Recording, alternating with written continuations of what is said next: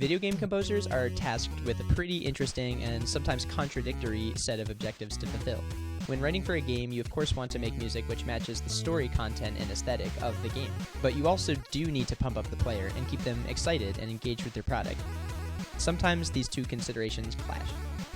I find this is often the case with games about more static situations, stuff like board games and slow-moving competitive games. Whatever the scenario, I absolutely love when this contrast in tone occurs. It is true that I'm predisposed to loving dissonance and artistic contrast, but you do have to admit, it's kind of awesome that Pictionary for the NES features progressive metal music. Anyway, here are 4 of my favorite soundtracks, which happen to hit way harder than the game that they're for. Let's start out with this perfectly reasonable song for a solitaire video game.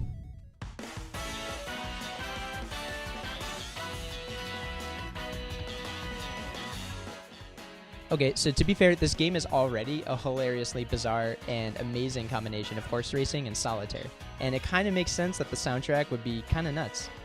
But yeah, no matter what the story and background visuals indicate, the foreground of this game is solitaire. And the music is a hectic blend of fusion jazz, slap bass, horn funk, and basically all that sweet stuff. It actually sort of reminds me of the Marvel vs. Capcom 2 soundtrack, but somehow even more intense. Pocket Jockey's tunes were composed by longtime Pokemon series composer Go Ichinos, who also seems to have been involved with the game's core creative team from the beginning of development. I would imagine that his role as a game planner gave him quite a bit of leeway to go harder in the soundtrack.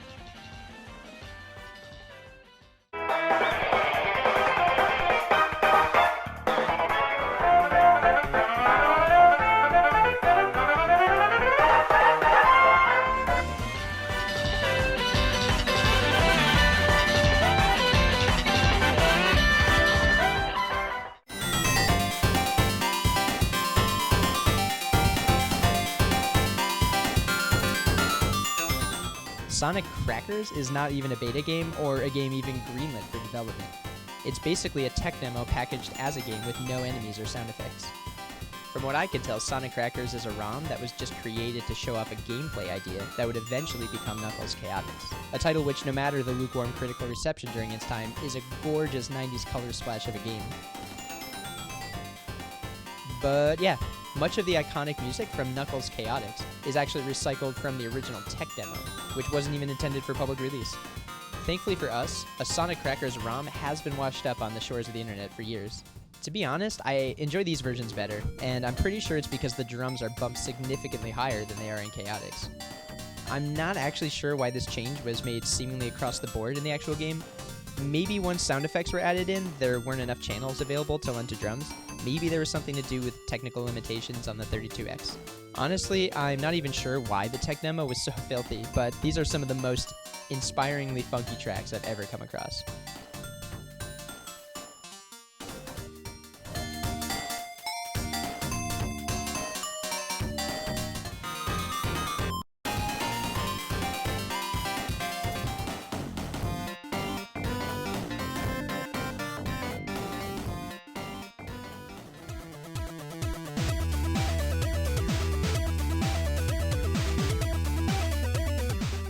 Oh yeah. This is arguably among the heaviest NES soundtracks of any title from this era. It's an absolute throwdown of pentatonic funk rock licks written by legendary funk master Tim Follin. And it's for this fun, cute little drawing game called Pictionary.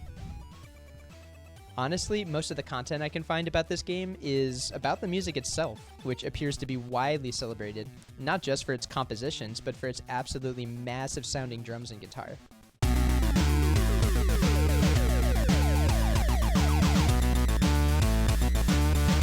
It's admittedly a bit hilarious how heavy this stuff rocks, but on the other hand, I really don't see what else you'd expect if you were hiring Tim Follin. He had already been basically writing prog rock albums as video game soundtracks for about a few years at that point.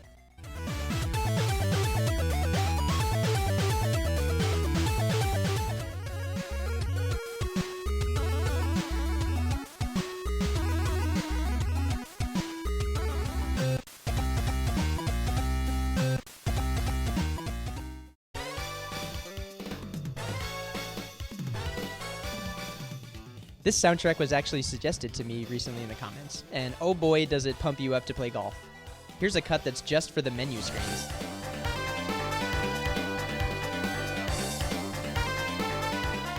So honestly, the compositions themselves are not that aggressive, but the bass and drums are just going absolutely ham performing them. Drums especially. Here's a transcription of the horn melody, which is pretty straightforward. Meanwhile, here's a transcription of the bass and drums groove, which accompany them. They're just so active. And the bass is basically just always slapping, and the drummer is nearly constantly filling the grid in with 16th notes. Perhaps the most incredible display of raw fusion energy in the soundtrack comes from the various celebration themes and fanfares. Obviously, having a different fanfare for pars, bogeys, eagles, birdies, that does make sense. But I mean, this is how hyped the game gets just from a par. And then here's a birdie. And this is what accompanies you when you check out the leaderboard. Finally, I would like to point out that the theme for Germany's course in this game seems to heavily borrow from the Pat Metheny aesthetic.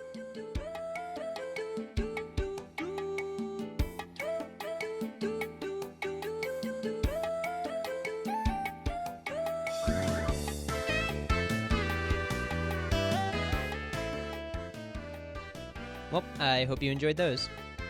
To be clear, I do find each of these games enjoyable, despite the relatively static subject matter, and I highly recommend you give some of them a try.